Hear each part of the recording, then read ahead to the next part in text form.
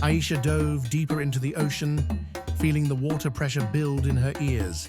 She swam past schools of glittering fish, their scales shimmering in the sunlight that filtered down from above.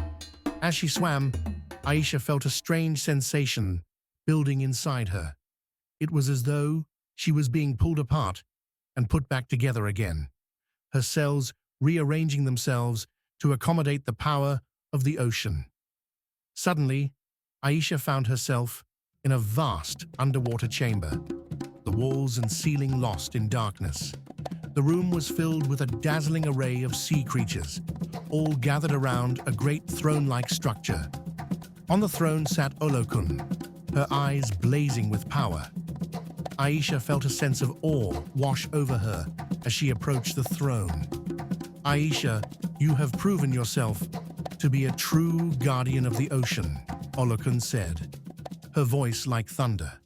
I will now grant you the full power of the Eyes of Olokun. As Olokun spoke, the room began to glow with an intense blue light. Aisha felt the power of the ocean surging through her, her eyes burning with an inner fire. When the light faded, Aisha found herself back in her own body, standing on the beach. But she knew that she was changed forever, that she now possessed the power of the Eyes of Olokun. Aisha looked out at the ocean, feeling a sense of wonder and awe.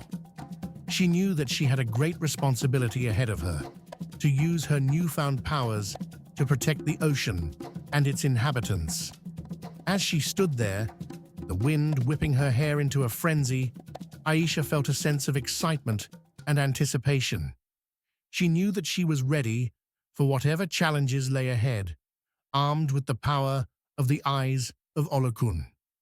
But as she turned to walk back to her village, Aisha saw a figure watching her from the shadows. It was a woman with long, flowing hair and a white dress that seemed to glow in the fading light. Who are you?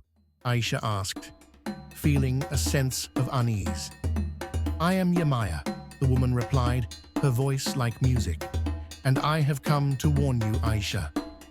The power of the Eyes of Olokun is not to be trifled with. There are those who would seek to use it for their own gain, and you must be careful to protect it. Aisha nodded, feeling a sense of gratitude towards Yemaya.